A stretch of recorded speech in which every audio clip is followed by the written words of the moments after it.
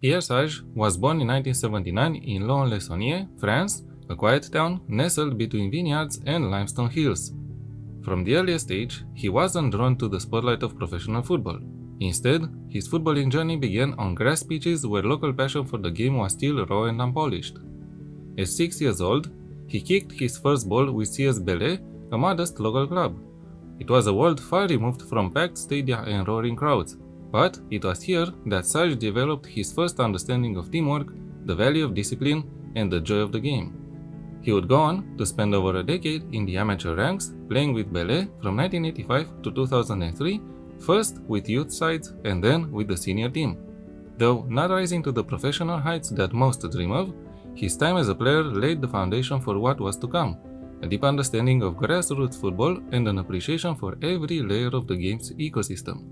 In the early 2000s, Sage also turned his mind towards shaping others. He took on technical and development roles even while still playing, foreshadowing his eventual shift toward coaching and football administration. At around the age of 24, he moved to Oyonnax Plastic Valais as a player, but also started taking on off-field responsibilities such as technical management, scouting, and later sporting direction. In short order, his career began leaning more towards the organizational side of football, where his analytical mind and leadership instincts could flourish. He spent a season as a scout with Châteauroux, one of France's historic clubs. Then came a significant chapter at Bourg-en-Bresse between 2007 and 2012, where he served as a sporting director. Under his guidance, the club restructured its youth setup and climbed into Ligue 2, France's second division, a major achievement given the club's modest resources. In 2013, he finally stepped into the managerial spotlight as a coach at Chambéry, a club in the regional tiers of French football. It was a brief stint, but it marked the start of his transition from behind-the-scenes director to frontline manager. After Chambéry, he had spells with Nancy, Sedan, and Nancy-Le-Vieux, often combining tactical responsibilities with mentoring and development roles, experiences that continued to shape his philosophy. Football should be played with intelligence, passion, and a clear identity. In 2019, his journey brought him to Olympique Lyonnais, one of France's most storied clubs, where he took charge of youth development. Here, Sage wasn't just teaching players how to win matches, he was shaping how they thought about football. He emphasized possession, fluid movement, pressing, and cultivated a culture of learning. On the 30th of November 2023, Lyon's first team was in crisis under head coach Fabio Grosso. Results were poor, morale was low, and the team hovered near the relegation zone. The club turned to their academy boss to steady the ship. What followed was one of the most remarkable managerial breakouts of recent French football. Sage changed training ground habits, instilled confidence, and brought clarity to Lyon's style of play.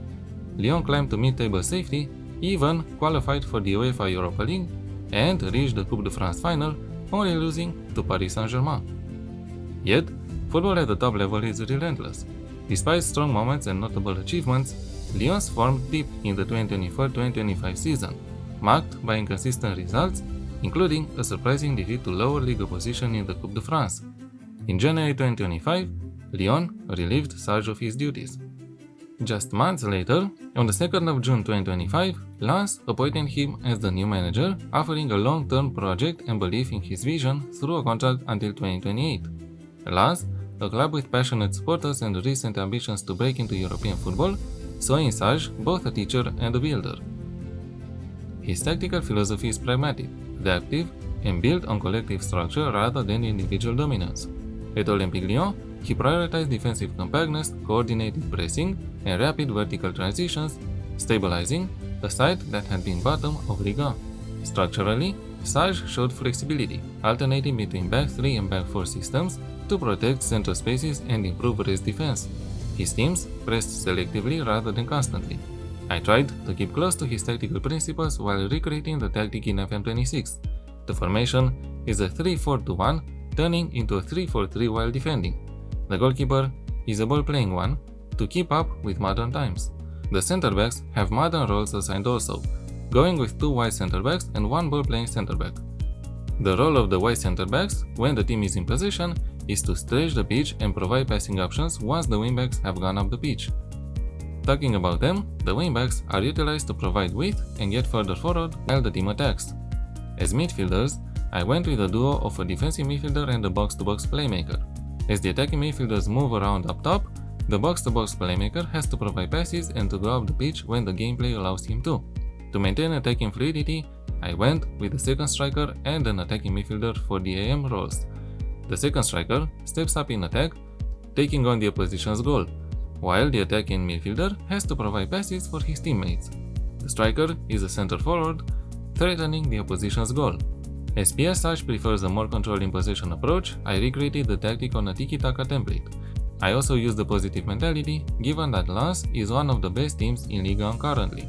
I have not updated the player instructions, and as mentioned previously, when out of possession, the team gets into a 3-4-3 formation. As the team instructions, I tried to keep close to Sage's tactical principles for the in-possession part, while the out-of-possession team instructions are meant to help the team stay compact and recover the ball as fast as possible. I simulated only one season using this tactic, and the results were on par, in the league at least. In the cup, the team was eliminated in the early stages. To be honest, I wasn't fully aware of Pierre Sage and his work until a few months ago. I followed him closely, and what his team is doing right now in Ligue 1 is nothing short of amazing. They are going toe-to-toe with PSG, giving them a fair fight for the league title. Whether the team ends up winning the league title or not is not that important. What is important is that Pierre Sage is an up-and-coming manager and he deserves all the good results his teams get.